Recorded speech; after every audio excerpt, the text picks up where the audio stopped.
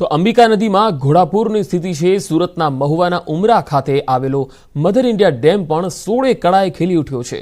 ડાંગ જિલ્લામાં ભારે વરસાદને પગલે અંબિકા નદીમાં ઘોડાપૂર આવ્યું છે। અંબિકા નદીના કાંઠે આવેલા ગ્રામ્ય વિસ્તારના લોકોને સલામત સ્થળે ખસી જવા માટે વહીવટી તંત્ર દ્વારા સૂચના આપવામાં આવી છે।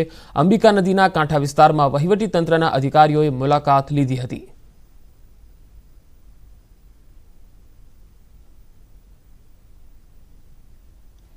तो बिलीमोरा में जलबंबाकारनी स्थिति है। बिलीमोराना बंदर रोड पर पानी भराई गया है। मध्यरात्रिथी ज लोकोनुं स्थळांतर करवामां आव्युं हतुं। वहीवटी तंत्र द्वारा लोकोने सलामत स्थळे खसेडाया है। बिलीमोरा जीवन ज्योत एपार्टमेंट नजीक पूरना पाणी भराया है। लोकोनी घरवखरी अने अनाज पण पूरना पाणीमां तणाया है। तंत्र द्वारा लोकोना भोजन अने रहेवानी व्यवस्था कराई रही है।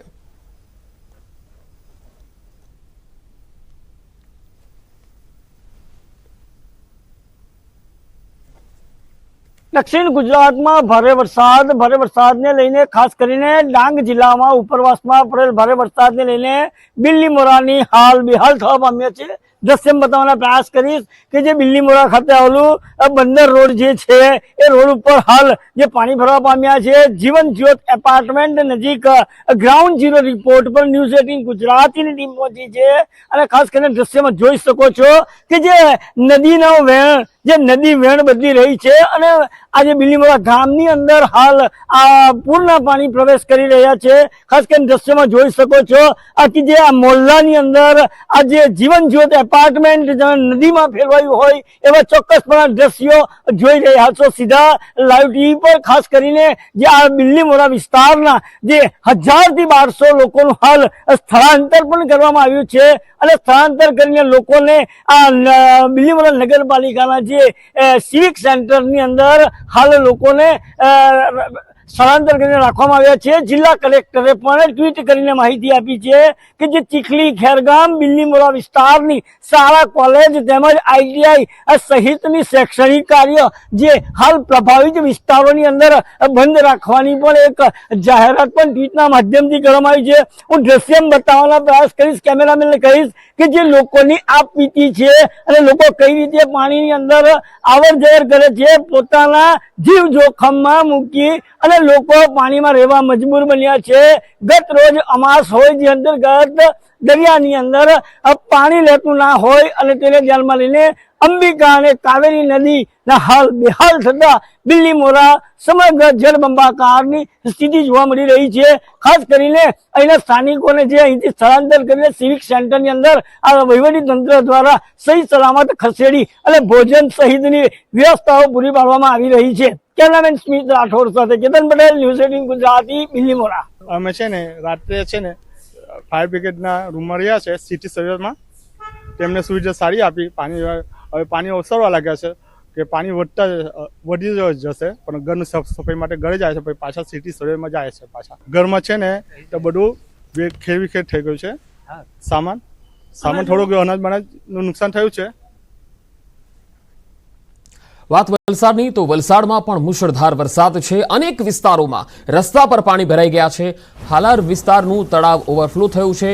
તળાવની આસપાસના વિસ્તારોમાં પાણી ભરાઈ ગયા છે। તસવીરોમાં જોઈ શકાય છે લોકોના ઘરોમાં પણ પાણી ભરાઈ ગયા હતા। રાતભર લોકોએ અધ્ધર જીવે વિતાવી હતી અને આ તસવીરોમાં જોઈ શકાય છે વલસાડનો હાલર વિસ્તાર કે જ્યાં ઠેર ઠેર પાણી ભરાયા છે। આજે ભારે વરસાદના કારણે હાલત તળાવનું આખું પાણી બહાર ઉભરાઈ રહ્યું છે અને તમે જોઈ શકો છો આ ઘરોમાં મારી ડૂબવામાં પાણી આવી રહ્યું છે। અહીં ગટર નાળાનું કોઈ નિકાલની કોઈ સમસ્યા કંઈ નથી। અમારે તાત્કાલિક આનું કોઈ નિવારણ મળે એવું રજૂઆત કરું છું નગરપાલિકાને। વધુ માહિતી મેળવીશું વલસાડથી સંવાદદાતા ભરતસિંહ વાઢેર જોડાયા છે।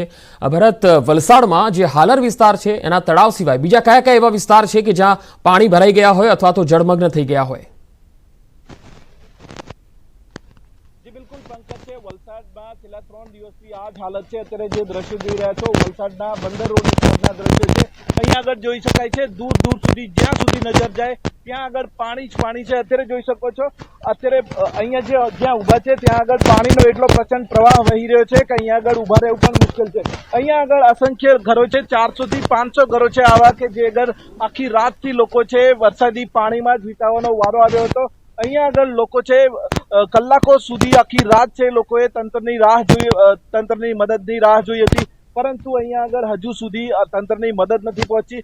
દૂર દૂર સુધી અહીંયા આગળ જોઈ શકો છો પાણી દેખાઈ રહ્યું છે, પાણીનો પ્રચંડ પ્રવાહ વહી રહ્યો છે।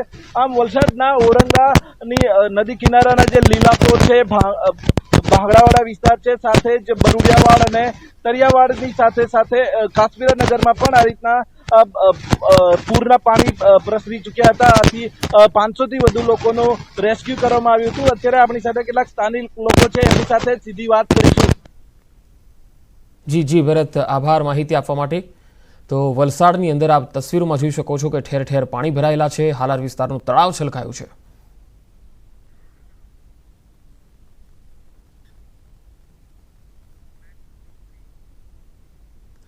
અને હવે અંતમાં નજર કરીશું ટોપ 3 હેડલાઇન્સ પર।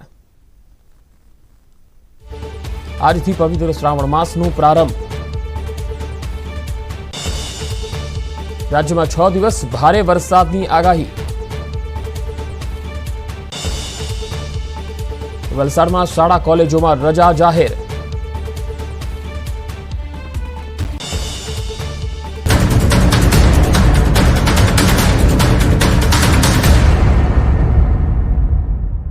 लूबी पम्प्स, फ्लो नहीं फोर्स।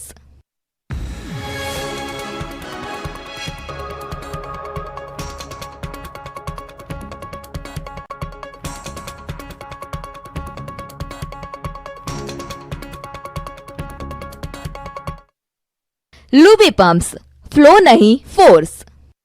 એક યાદ કન્ડિશન જોવા મળે તેવું અનુમાન છે। આ લગભગ 15 સપ્ટેમ્બર સુધી નોર્મલ કન્ડિશન જોવા મળશે। 15 સપ્ટેમ્બર બાદથી ફરીથી પાછું ગરમી ઉકળાટ અને બફારાનું પ્રમાણ છે એ વધતું જશે। એટલે ગરમી ઉકળાટ અને હાલનો હવામાન અને ઓગસ્ટ મહિનો સારો રહેશે એ ખાસ સંદેશ આપવાનો હતો, જે મેં આપને આ વિડીયોની અંદર આપવાનો પ્રયત્ન કર્યો। આ અદ્ભુત નજારો અમદાવાદનો છે। બમ બમ ભોલેનું નાદ અને હૈયામાં અપાર હરખ સાથે 4000 થી વધુ કાવડ યાત્રિકો યાત્રાએ નીકળ્યા।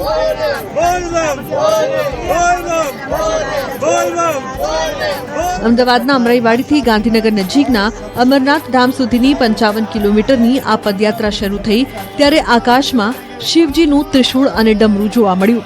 ડ્રોનની મદદથી ત્રિશૂળ અને ડમરુને આકાશમાં પતંગની જેમ ચગાવવામાં આવ્યા। એટલું જ નહીં, કાવડિયાઓ પર ડ્રોનની મદદથી 25 કિલો જેટલા પુષ્પનો વરસાદ પણ કરાયો।